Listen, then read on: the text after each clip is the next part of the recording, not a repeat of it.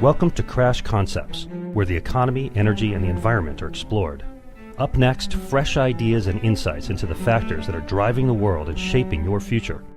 Presenting information you can't afford to live without, here's Chris Martenson. Hello, this is Chris Martenson of chrismartenson.com, and today we're going to be talking about a very important subject. We're going to be talking about how the stock market works, specifically about something called high-frequency trading and its importance to you, its importance to the markets, and its importance to our future. We are very fortunate today to be talking with Joe Saluzzi, a partner, co-founder, co-head of the equity trading firm Themis Trading, a leading independent agency brokerage firm that trades equities for institutional money managers and hedge funds. Prior to Themis, Joe headed the team responsible for equity sales and trading for major institutional accounts at Instinet Corporation for more than 9 years. He's a frequent speaker on issues involving market access, algorithmic trading, other sell and buy side concerns. He's provided expert commentary for media outlets such as 60 Minutes, Bloomberg, CNBC, Wall Street Journal, many others. Joe, welcome. It's our real pleasure to be able to talk to you today. Thanks a lot, Chris. Thanks for having me. Sure. So why don't you tell people a little bit about your background some more? I used the word Instinet, but people might not know what that means. Sure. Instinet was one of the original ECNs, which back in the early 90s, it was slow going to get traction, but it became quite it was the original electronic trading forum for most institutional investors. I spent, like you said, about 9 years there managing one of their institutional desks as well as the broker-dealer desk. After I left there, actually, I partnered up. My partner, Sal Arnick, was also an Instinet veteran, and we decided to start our own agency shop, which we do now. We trade, our job during the day, my job is to trade for institutional clients to make sure that they are not, shall we say, to get best execution for them. For the first 3 or 4 years of our firm, everything was great, and we didn't really notice too much of a difference in the markets, but we started noticing a lot over the past few years, which kind of brought us into a new area that we've been developing and working on, and it's just market research and in delving into market structure and how that has changed, particularly since 2007 when Reg NMS was fully implemented, and how now, the name of the game is necessarily fundamental analysis or technical analysis. It's all about speed. About speed. So I really want to give you room to run on this story today because I think it's a really important story. It's been given far too little attention, and it really deserves maybe more time than the average 3.5-minute TV spot can afford. So let's talk about that stock market and how it functions, or maybe I should say dysfunctions. Arguably, the stock market, it's the critical signaling mechanism for which most people take their cues about how the economy's doing, how it's likely to perform in the future. So if the stock market's doing well, it's going up, consumers are more confident, more likely to spend, or so the story goes. The stock market is where people risk their savings, though, and in the hopes of growing their wealth. And therefore, it's really vitally important that the market be perceived as free, fair, equal, and confidence in the market itself is important to that. So let me tell you, let's go back to May 6, 2010. That's a day where it shook my confidence in the market to the core. What happened then?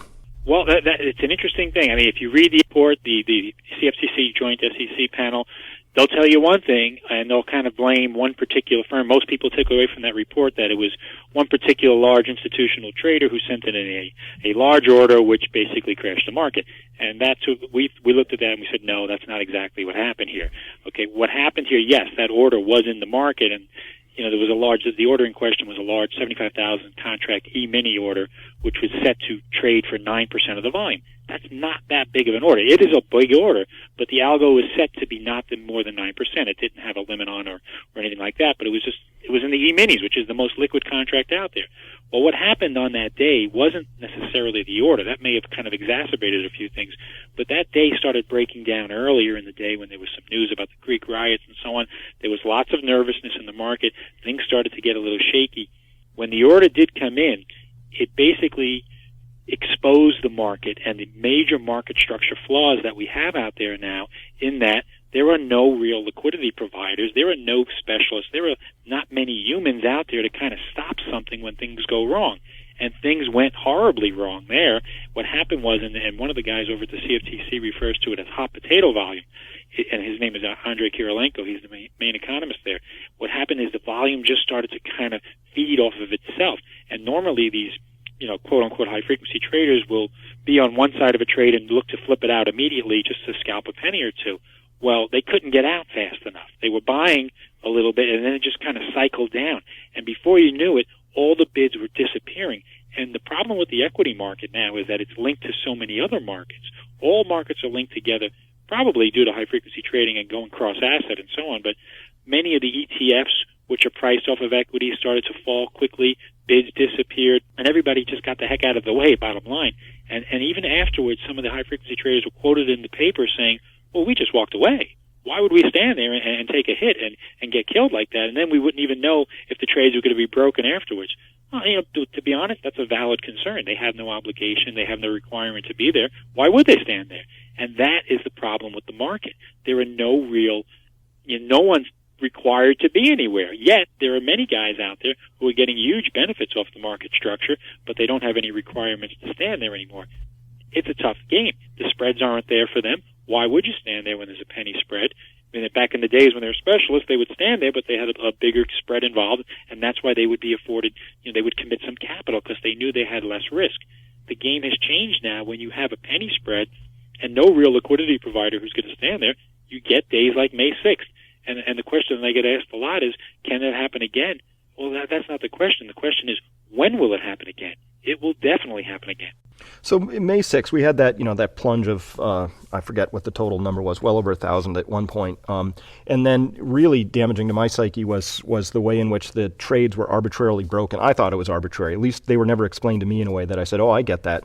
They drew a line and said, below that, forget about it. We're just going to bust those, which to my knowledge has not happened before. So that was a kind of a unique and still poorly explained event. But so was the flash crash itself. Like you said, I think the story that got circulated for my consumption through the Wall Street Journal et al. Was that there was that, one trader in the Midwest who dumped a few E-minis out there.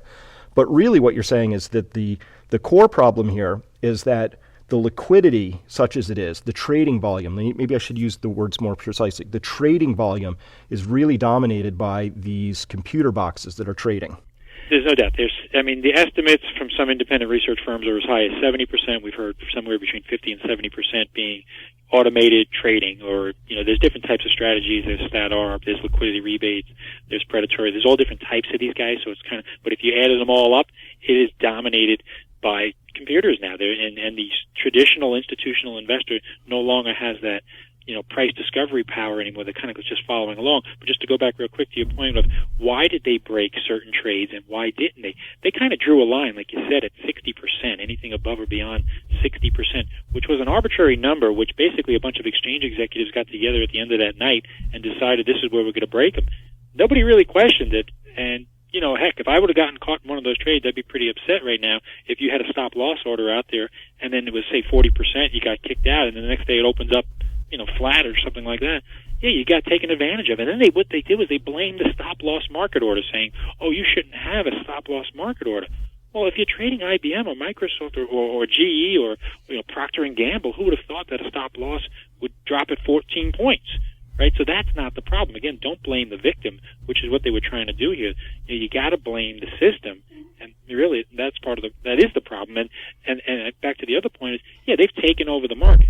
The equity market in the United States is now controlled by the machines. There's no doubt about it.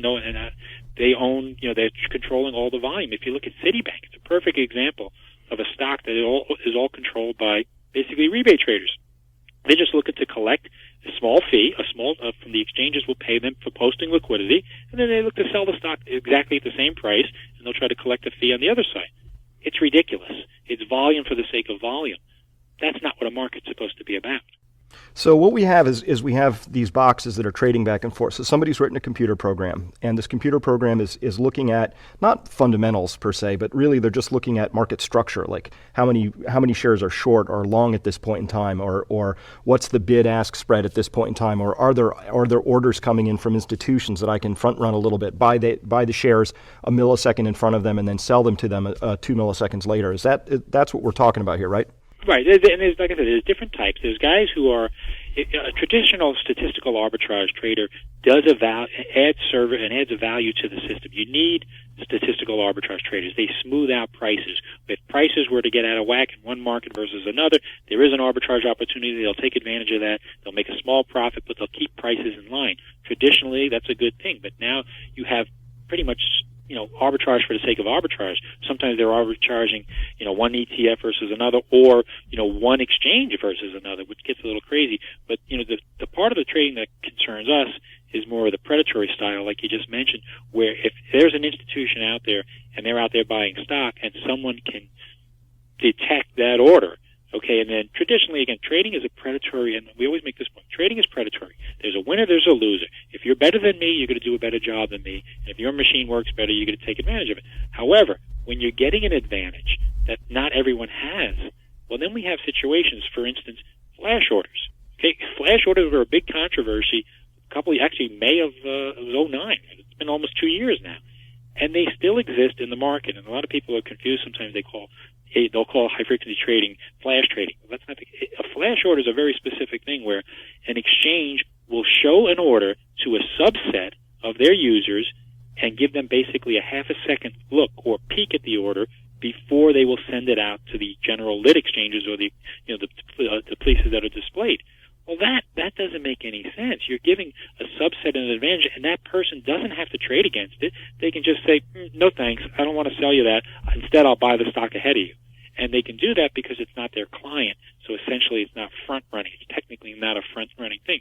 There's one exchange particular out there now, and I don't want to name right now, but they still undergo the price. They're still doing it. And the other exchanges are up in arms because they're losing business to them, saying, how can you still do this? The SEC has had the proposal to ban flash orders out for over a year now, and they still haven't done anything about it. And that's just one particular example of predatory trading that goes on. There's all sorts of other things that they can do, particularly in some of these dark pools, which a lot of people talk about, and that's a lot of where you'll see these sub-penny prices happening, where an order can be sent to an internalizer or a broker who basically specializes in internalizing and crossing those stocks. Well, in a market that's tight and is working well, they love doing that because that's free money for them. But when things get tough, and by the way, I'll just make this one point, on May 6th, one of the biggest problems, and this was in the SEC's report that certainly didn't get any headlines, the biggest problem was that internalizers did no longer internalize the trades. They didn't execute them. They sent them to the lit market. They sent them to the exchanges, and they said, here, you fill this order. I don't want it. Well, the exchanges weren't prepared for that. There was no liquidity that normally would be out there, and basically that exacerbated the problem even more. So if you have an internalizer who's making a profit off of these trades, yet doesn't have a responsibility to trade when they come into them, you're getting a free look with no obligation, and that's the bottom line there. So if I got that right, so the public market it has these high-frequency traders and all these algorithms running, but there's a private market as well, the dark pools. It's an off-exchange trading volume. So there's some volume happening off-exchange. We're not really seeing it, but when a crisis came, like on May 6th, some of that private volume came squishing over into the public markets, if I put it that way. I'm prepared for it, and I'll give you a quick example or a quick number. In 2008, the percentage of trades that were printed to the TRF, which is a trade reporting facility where not off-exchange stuff happens, was 14% of the overall volume. In 2010, that number went up to 32%. Okay, now that tells you there's a huge increase in these dark pools, and we always like to make a distinction between different types of dark pools, and this is where the industry kind of shot themselves in the foot. They got these things labeled as dark pools, and then, of course, that sounds very predatory, and most of them, they're not necessarily adding value, but there are three of them in particular that are good. They're institutional. They're these we call them crossing networks, and I won't get into all the names now, but a good institutional crossing network with an average volume of, say, average daily trade size of 35,000 shares or more, they're serving a purpose to help institutions find each other, to reduce the friction in the market so they can execute trades back and forth. That's what a crossing network is.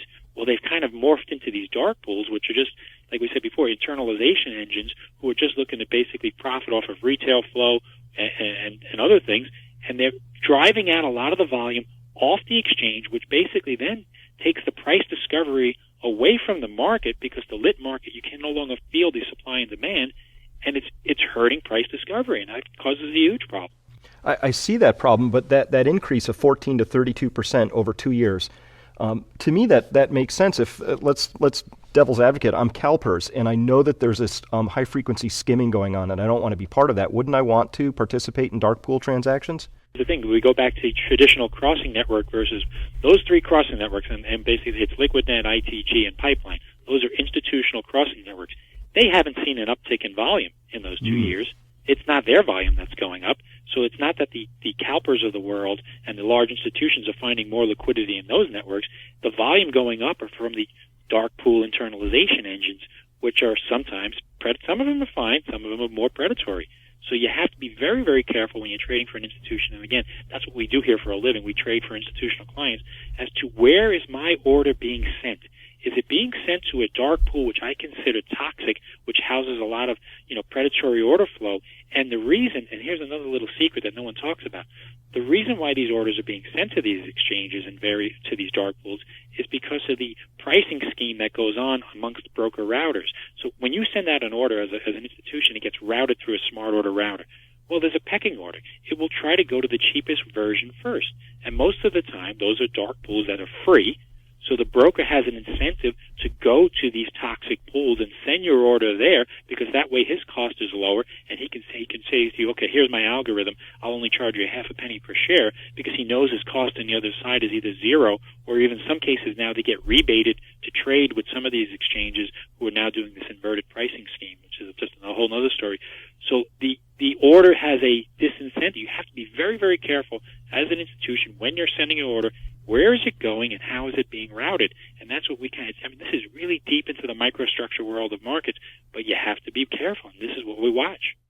Well, that sounds, I hate to sound naive about that. That sounds just enormously complicated and opaque and like an ever-shifting landscape. It sounds like the technology is perhaps run faster than our ability to understand the impacts, the risks, to manage it appropriately. I mean, I'm thinking about the SEC having trouble managing very obvious things that seem completely obvious to me, like options backdating. I mean, that's like doesn't take any genius to understand that, and still they struggled with it.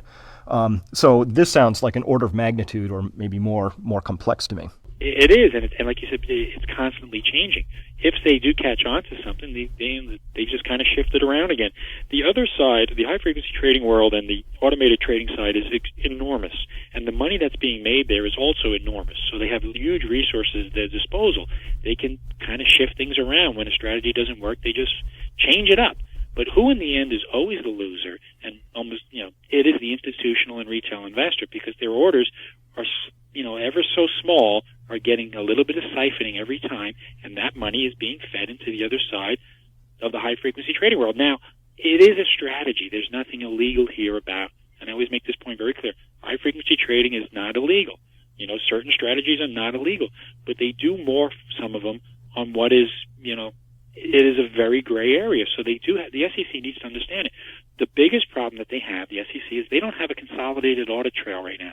So what happened on May 6th was it took them 5 months to analyze 15 minutes of trades. Okay, that right away, there's a red flag. What's going on here? Why did it take you guys so long? Well, they had to piece together various exchange feeds and various audit trails. There's one called OATS, which is the FINRA order audit trail, and that will track NASDAQ securities. That's a good thing. Well, we don't have one for the New York, okay, and we don't have one for options.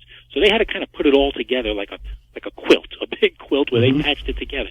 They need to get, and there's a proposal for a consolidated audit trail, which would allow them at their fingertips to see what's going on, who's doing it, why did this happen. They would be able to track a heck of a lot more, but it's an expensive thing to build. And if you saw yesterday, there was an article, the SEC was complaining that they're underfunded. They don't have the resources anymore.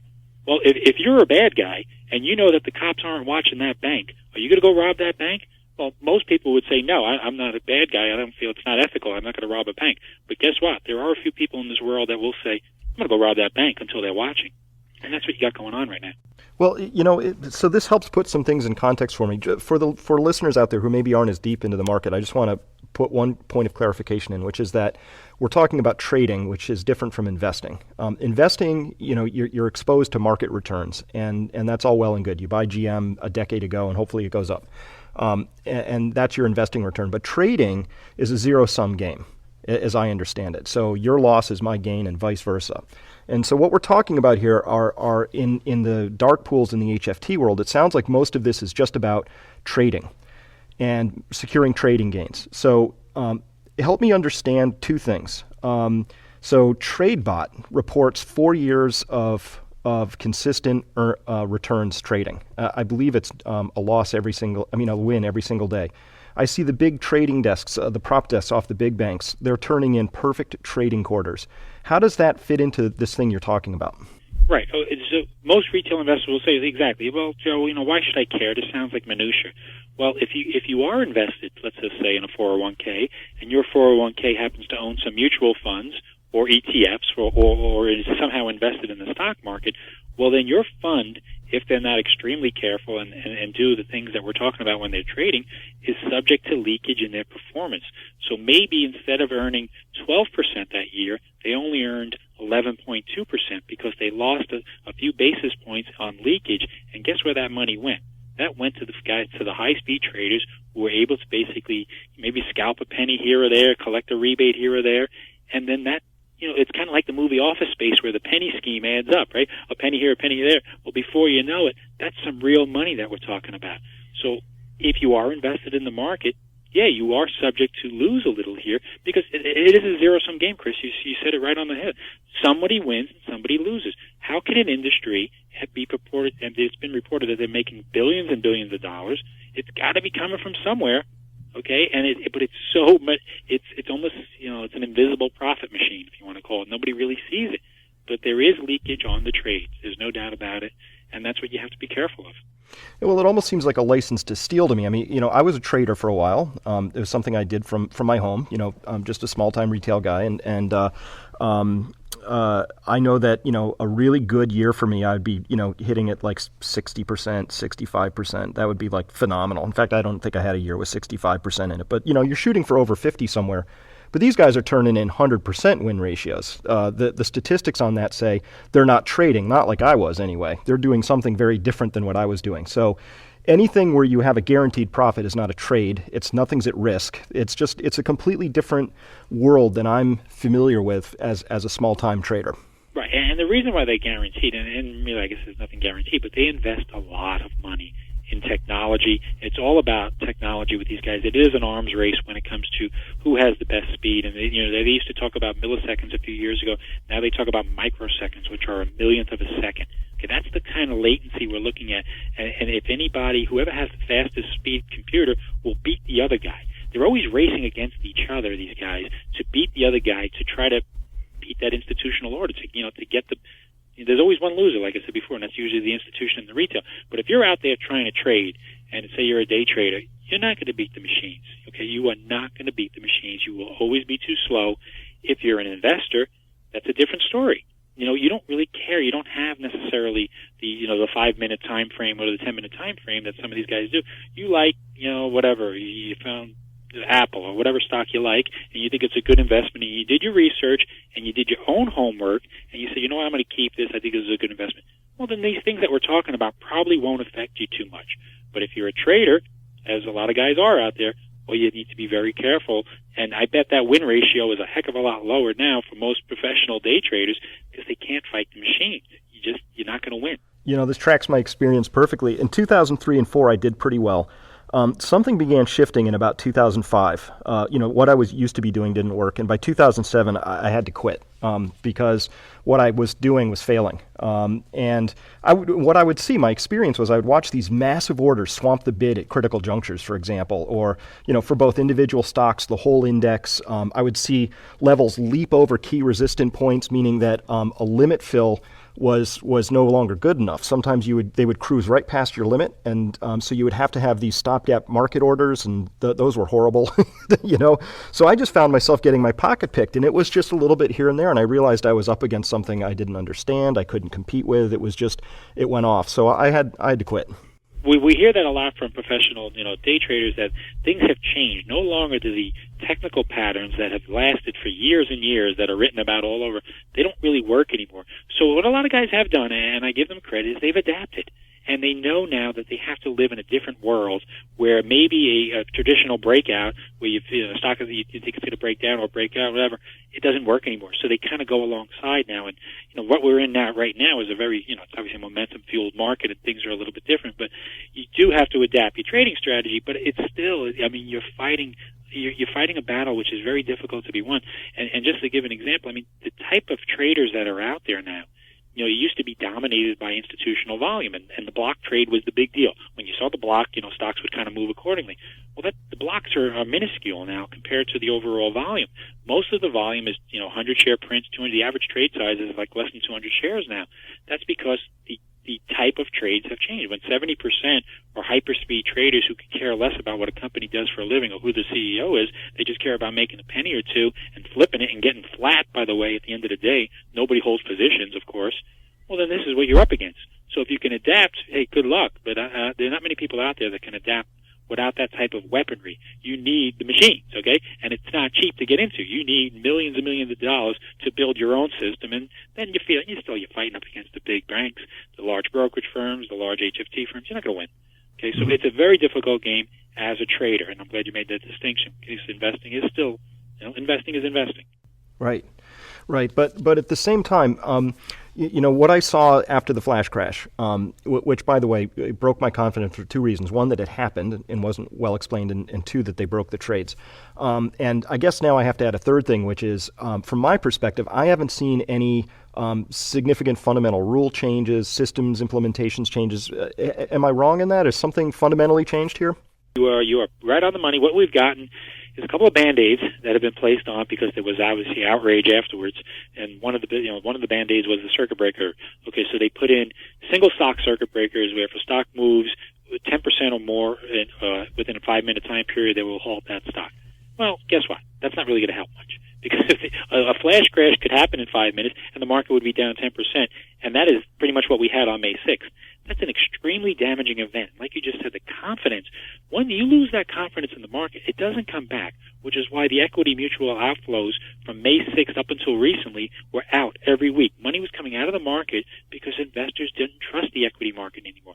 Now they're starting to come back in, of course, and it feels toppy to me, but now money's coming into the market, which you kind of get scared there. You're saying, well, why are these people buying now? Mm-hmm. But when you lose confidence in an equity market, it just doesn't build overnight. So what the SEC has to come in and say is, we've got some major overhauls here. We're going to be taking care of making this fair. But here's the problem. It's all about money. Okay, it's always about money, and it's all about who has the bigger lobby and who has the bigger funded lobby. And right now, running around Washington, D.C., are a huge HFT lobbyist who are talking to all the politicians saying, nothing's wrong here, guys. They're like the traffic cop at the accident saying, keep moving, folks, there's nothing to see here. And they're pretty much winning the battle. Okay, well, we used to have one lone senator who would help and tried to have a voice of reason, Senator Kaufman from Delaware, who is now out of office. His term expired and he didn't run. There's nobody out there right now really for investor protection. And one of the other biggest problems is that the exchanges, who normally most investors look to the exchanges as protectors for investors, and their number one goal is to make sure that everyone's treated fairly. Well, guess what? Exchanges are all for-profit organizations now, not a non-profit. Some of them are public, okay? 2 of them are public. The number one goal of a for-profit corporation is to make money, is to make sure their shareholders are happy. And if that means cutting corners and cutting deals with guys who normally they wouldn't have done, they're going to do it. That's why they still do flash orders. That's why they have inverted rebate schedules. That's why they're doing all sorts of different things to make sure they court the most volume. There's our problem. We point to it all the time. We say that high-frequency trading is just a strategy being used by certain people, and it's allowed, but it's being given to them by the regulators and the exchanges who either don't know or are looking the other way, and there is no reform going on right now, and it's scary because, like you said before, what's to prevent another flash crash? There isn't anything out there. But if you hear the exchange heads, they will confidently get up there on TV saying, there will not be another flash crash. Oh, yeah? Can you guarantee me that? I will take the other side of that bet. Well, I'd like to talk about the risks for a moment, because one of the other things that sort of drove me out of trading, I decided my time was better spent elsewhere, was that not only were some of the signals, the technical signals, other things breaking down, and I was seeing weird market behavior, but I used to count on having some sort of hedging in the cross or anti-correlations between asset classes. And so in 2003, if the trade report came in one way, the dollar would do something and then gold would do something else. You could sort of count on it. Now everything's correlated, hinged off of it. They all seem to be like one giant market to me. In fact, it's not just U.S., it's global. If you want to know what the Dow did, just pull up the FTSE. If you can tell them apart, you're an expert. And so I look at that, and so one of the risks I feel in my gut around this is that with all of these things cross-correlated now, and with these overlapping conflicts of interest you're talking about, where perhaps an exchange owns a piece of a trading firm, which then owns a piece of the exchange, and in fact, it might cross multiple exchanges. It's so complicated that Dr. Venn himself probably couldn't diagram this thing at this point, right? So I have this view now of this giant cross-correlated, interlocked, possibly with conflicts of interest overlapping the whole thing market, and that's my view of it at this point in time, but it feels enormously risky because... I think you're right on. I mean, the correlation is incredible. Most guys have been shaking their heads all last year saying, how could we have correlated markets like this? It doesn't make any sense. Why is this trading with this asset class, trading with that asset class? Why doesn't anything seem to work anymore? Well, it's probably because there are so many guys out there trading cross-asset, and that's what they do. They don't just trade equities, obviously. The machines can see everything, right? Okay, they have the electronic eyes out there. And they will trade and pretty much squeeze out any sort of arbitrage opportunity immediately, which is why most of the time when you see the daily chart patterns, probably over the last year, you'll see this really tight intraday move. Nothing going on. You'll see maybe a move in the beginning of the day and a little at the end, and you can go to sleep in the middle because they've got it tightly controlled. And just like a rubber band, when you stretch it out as far as you can, eventually it snaps. And right now, it is a very well stretched out rubber band where these guys are, the tape it does feel weird, yeah. And when it snaps, you get a May 6th. And then it'll correct itself, and everyone will say, okay, don't worry, we're fine again, until it happens again. That's not exactly a confidence-building market. No, and it's that degree of correlation, which it represents an unknown risk. So we all fear the unknown. I'm in that class. But when I wonder, so if we have another flash crash, maybe this time it starts in stocks, or maybe it starts in bonds, or maybe it bleeds over into the derivatives markets, right? Who knows? Maybe all of a sudden interest rate swaps are blowing out. And, it just feels like what the flash crash taught me was that once the market electronically breaks down, there are no firewalls. There's it's just one big open building in there. And it's like a vacuum. It'll plunge down just like it did on May 6th, and it'll just be air out there. It'll be an air pocket, and it'll go. Okay? It is what it is. And unfortunately, the problem here, and this is something that we always get hung up on, what is the purpose of an equity market? Is the purpose of an equity market to raise capital so that small companies can become big companies, so they can hire people and create jobs and create value-added products? Or is it the purpose of the equity market to be a giant casino where everyone just trades back and forth for a quick penny, could care less about what the company does for a living, and at the end of the day go home flat? Well, I used to think it was the first. I thought that's what we were dealing with here.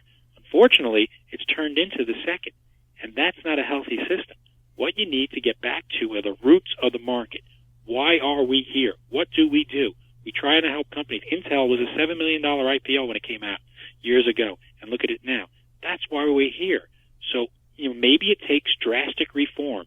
Maybe it takes something like, well, we're going to create a market where the spreads are wider, but you could have to add, you must be a liquidity provider for a certain amount of time with a certain amount of size, because you do have to put some economic incentives back there for some of these market makers to support companies, to do the roadshow so that investors see what's going on again. You don't have it. What you have are all the small to mid-sized brokers pretty much out of the business because there was no economics for them anymore. No one's supporting these deals anymore. And you get this. You get a casino type of market. Not necessarily the best thing. No, we want the markets to efficiently allocate capital, and obviously when it's just a casino, that's not happening. And also with that, I think I worry. When we look at what's going to bring America back, at some point we say, well, probably we're going to have to bring our manufacturing back. That's going to take a lot of capital investment. At some point, we're probably going to want the financial industry, all due respect, to maybe garner a smaller share of the total pie. We'd like to have true productive industry sort of at the base again. But really, one of the main things we still have going for us is we've got this really big, deep liquid capital market. And one of the things I worry about, reflecting off of my own loss of confidence, is that ultimately we might see capital flight. I mean, there's no reason smart people in Hong Kong can't set up an exchange or anywhere in the world. It turns out that the degree of difficulty in setting up financial trading is not as high as you might think. It's not the same barrier you have with an Intel. That's an enormous barrier.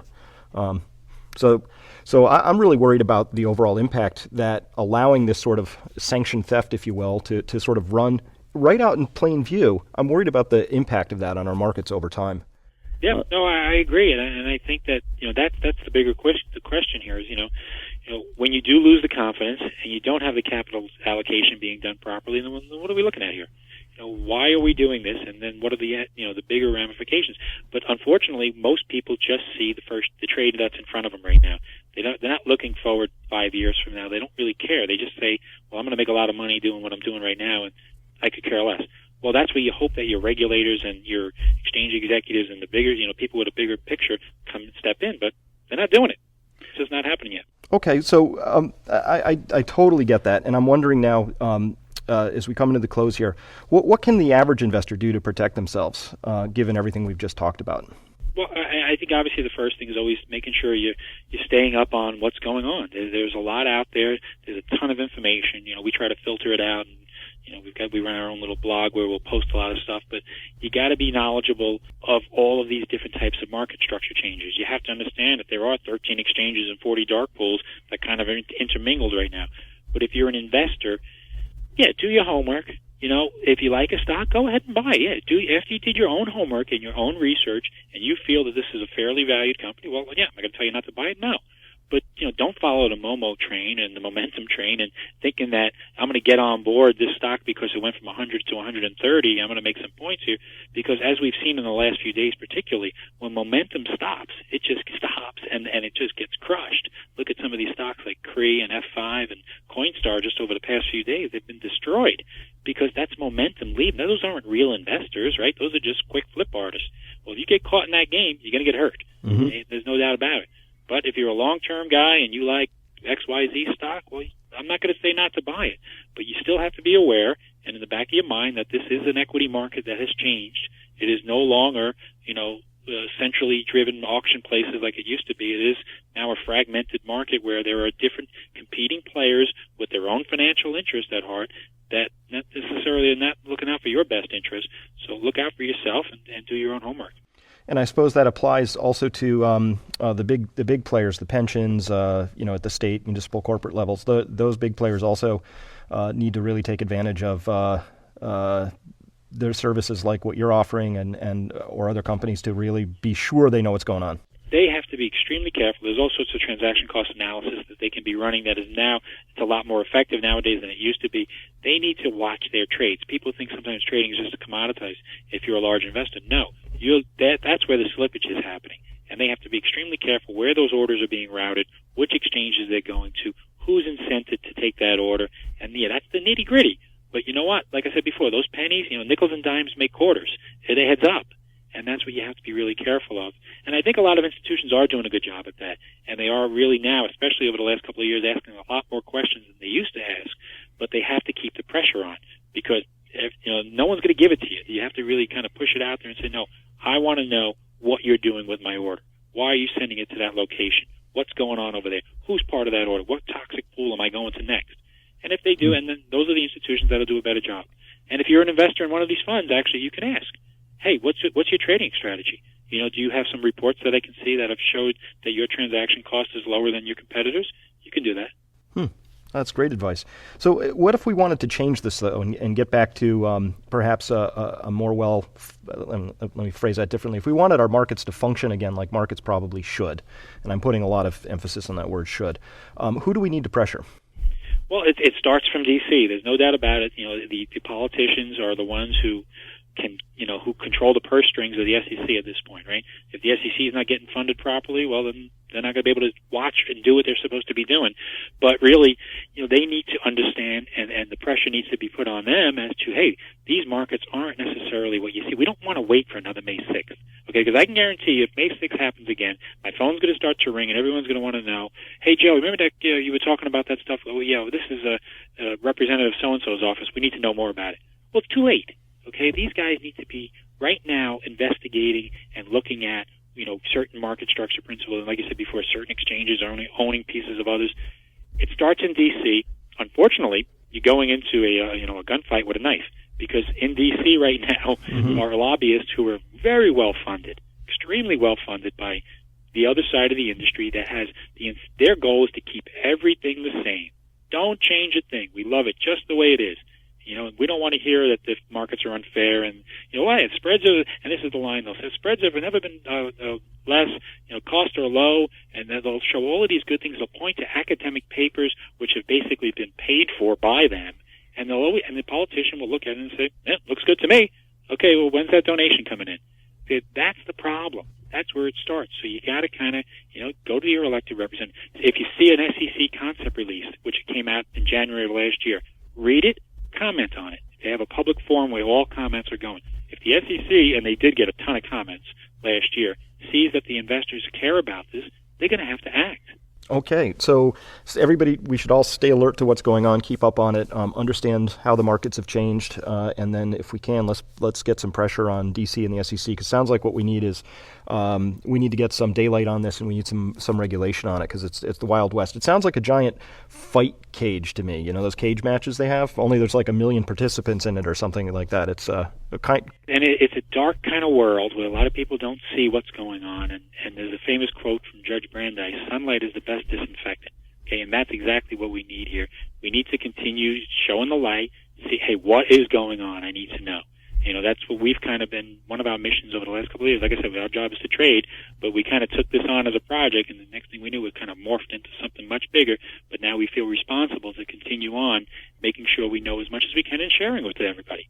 Fantastic. I need to thank you for the work you're doing, because I'm not aware of anybody else doing it as well or as completely, and it's interesting to me that it's managed to fall upon you. And well, sometimes you just got to pick something up and run with it. I feel like I can relate to that. Before I let you go, I've just got to ask your observations on one thing, because it really stuck with me for a time, and it keeps rattling in my brain. And so a while back, Sergei Aleynikov was charged and then I guess finally convicted with stealing proprietary trading software from Goldman. And at the time, the assistant U.S. attorney, he said, and this is straight out of a Bloomberg article, said the theft poses a risk to U.S. markets. And then he went further, and he really raised my eyebrows, because he said, the bank has raised the possibility that there is a danger that somebody who knew how to use this program could use it to manipulate the markets in unfair ways. Wow. I repeat, he said, manipulate the markets in unfair ways. So I have two questions. First of all, is it possible that he stole some of this HFT code or something like that? And second of all, is it possible to manipulate markets in fair ways? Well, I bet the U.S. attorney, or at least Goldman Sachs in that situation, I bet they wish that the U.S. attorney never said that, because that is what really caused the firestorm to go off. Once that quote particular that you just read, a lot of people saw that and said, whoa, what's going on here? Can one programmer manipulate the markets? And, I mean, the courts have convicted him, so the courts must have decided that he did steal something. And, I don't know exactly what went on over there. But it is scary to hear that. Can somebody manipulate the markets? Can one person? I don't know. I don't have the answer.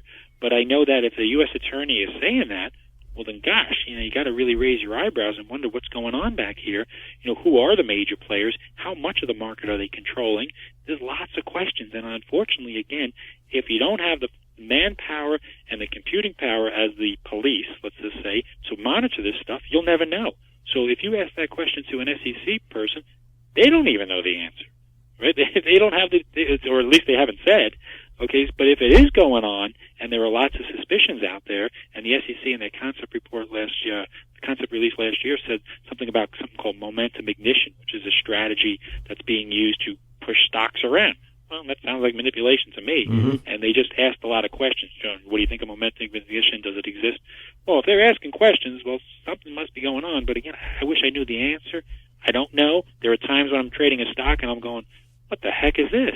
What is going on here? So yeah, lots of people have lots of questions, which adds to suspicions, which adds to less confidence. So let's get it back. Let's get let's shine some light on this stuff, and then we'll find out. Well, this is hugely important work, and it's very important. I agree. Everybody should follow up on it. So if people want to follow up with you and find out what you're posting and writing and up to, where would they do that? They can go to, we have a website. It's Themis Trading, THEMIS, trading.com. And, there's nothing that we publish that we charge for. That's not what we do here. We have a blog that we run, and it's all, anybody can access it, and you can view it, you can comment on it. We love when we get comments, and we'll post almost every day. It's pretty much a market structure related topic. Myself and my partner Sal are also on Twitter. I'm under the Joe Saluzzi ID, and my partner Sal is Themis Sal, and we're on Twitter, and we post a lot of stuff on Twitter during the day on things that we see, and we'll comment on markets as well. And that's probably the best place. And occasionally you'll see me popping up on Bloomberg or CNBC. Well, fantastic. I really want to thank you for your time, for the work that you're doing, and for helping to bring some light to this dark area. It really needs doing. Thanks for giving me the opportunity to share it, Chris. I appreciate it. My pleasure. All right. Take care.